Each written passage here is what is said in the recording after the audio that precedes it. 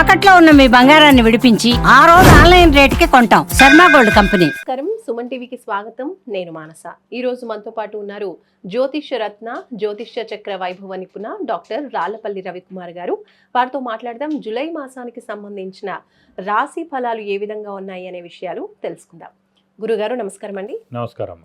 గురుగారు, జూలై మాసానికి సంబంధించి ద్వాదశ రాశుల యొక్క రాశి ఫలితాలు తెలుసుకోబోయే ముందు గ్రహ సంచారం ఏ విధంగా ఉందో తెలుసుకుందాం. తప్పకుండా అమ్మా. శరదిందు సమాకారే పరబ్రహ్మ స్వరూపిణి వాసరాపీఠ నిలయే సరస్వతి నమస్తుతే.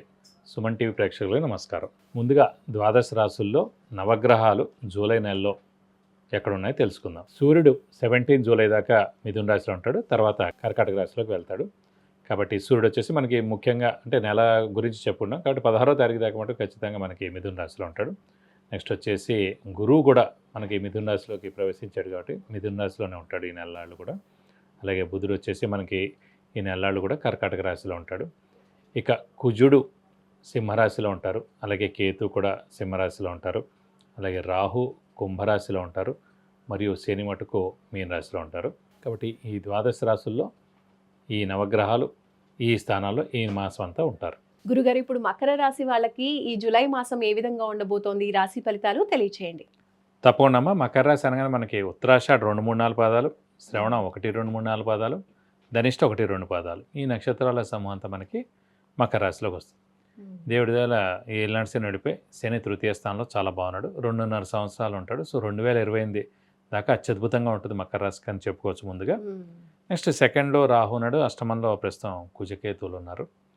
మెయిన్గా ఈ నెల బాగుండడం గల కారణం మకర రాశికి కూడా యోగ కారకుడు శుక్రుడు అండి.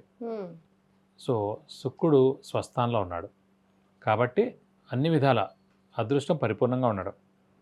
హార్డ్ వర్క్ స్మార్ట్ వర్క్ మనం 50% చేస్తే 100% రిజల్ట్ దాంతో రావడం. అలా ఎక్కడికి వెళ్ళినా కూడా మన పనులన్నీ త్వరగా స్పీడ్గా అవ్వడం, ఎప్పటి నుంచి ఆగిపోయిన పనులన్నీ కూడా తప్పకుండా నెరవేరుతాయి. సో ఎలాంటి అడ్డు ఆటంకాలు కూడా ఉండవు. పాత స్నేహితుల్ని కలుస్తారు, అలాగే షూరిటీస్ పెట్టవచ్చును, మధ్యవర్తిత్వం వహించవచ్చును, స్పెక్యులేషన్స్ కలిసి వస్తాయి. ఇంట్లో పెద్దవాళ్ళు చిన్నపిల్లల ఆరోగ్యం బాగుంటుంది. గృహిణులకి మానసిక ఒత్తిడి ఆందోళన తగ్గుతుంది. శ్రమకాలం ధనం వ్యర్థం కాకుండా ఉంటుంది. అవసరానికి డబ్బులు సమకూరుతాయి, రావాల్సిన బాకీలు వసూలవుతాయి.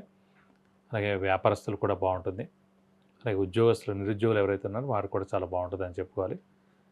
అలాగే ముఖ్యంగా ఈ అదృష్టం బాగుండడం చేత ఖచ్చితంగా అంటే ఎప్పటి నుంచి ఆగిపోయిన పనులు ఉంటాయండి. కొన్ని ఎవరో మనకు డబ్బులు ఇవ్వాల్సి ఉంటాయి, కొన్ని ఎవరో మనకు మాట ఇస్తారు ఈ పని చేసి పెడతాను, అది మనకు ఆ ఉద్యోగం ఇప్పించడం, అంటే ఫారెన్కి ఏదైనా ట్రై చేయడం, ఇలాంటివన్నీ చేస్తూ ఉంటారు. అవన్నీ కూడా ఈ నెల సఫలీకృతం అవుతాయి అన్నమాట. అలాగే విద్యార్థులు కూడా ఖచ్చితంగా ఫారెన్ వెళ్ళి చదువుకోవాలనుకుంటుంటారు. ఇది సరైన సమయం.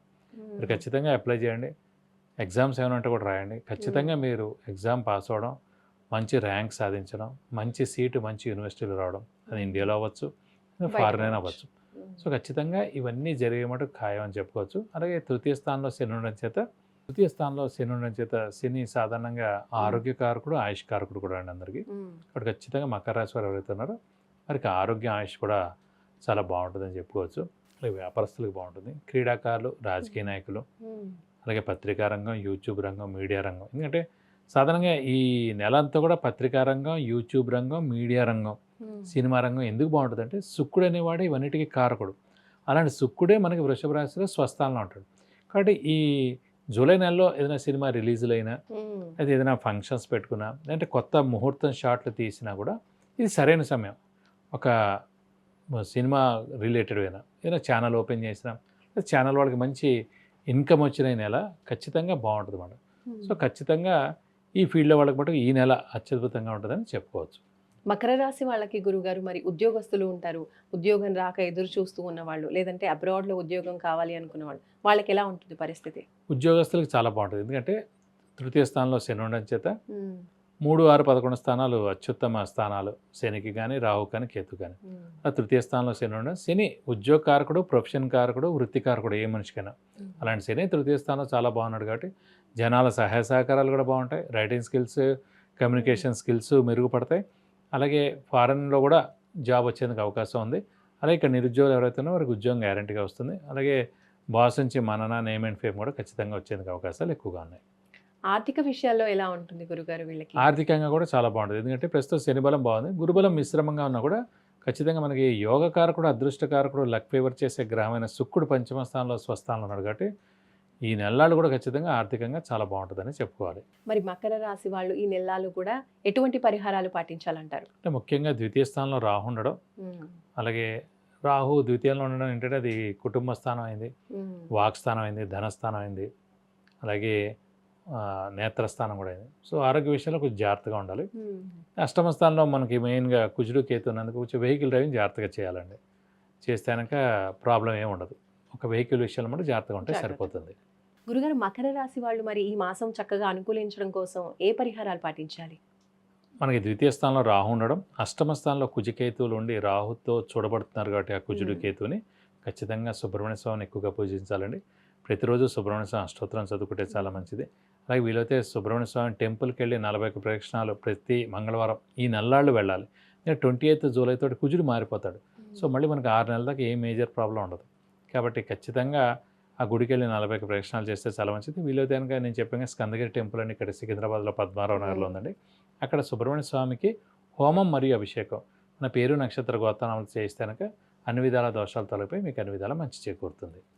మకర రాశి యొక్క రాశి ఫలితాలు తెలియజేసినందుకు ధన్యవాదాలు గురుగారు. నమస్కారం. నమస్కారం. విద్య, ఉద్యోగం, వివాహం, వ్యాపారం, సంతానం, ఆరోగ్యం, ఆర్థికం ఇలా ఎటువంటి సమస్యకైనా సరే గురువుగారు నుంచి మీరు పరిహారాలు తెలుసుకోవాలి అనుకుంటే స్క్రీన్ పైన కనిపించే నంబర్స్కి కాల్ చేసి లేదంటే వాట్సాప్ చేసి అపాయింట్మెంట్ తీసుకోవచ్చు. మీ సమస్యలకి పరిష్కారం తెలుసుకోవచ్చు. చూసారు కదండి, గురుగారు మకర రాశికి సంబంధించి మాస ఫలితాలు తెలియజేశారు. అలాగే ఏ పరిహారాలు పాటించాలి ఈ నెలలు కూడా పరిస్థితులు అనుకూలించడం అనే విషయాలు కూడా తెలియజేశారు. కాబట్టి ఈ పరిహారాల్ని ఒకసారి పాటించి చూడండి. చూస్తూనే ఉండండి సుమన్ టీవీ. నమస్కారం.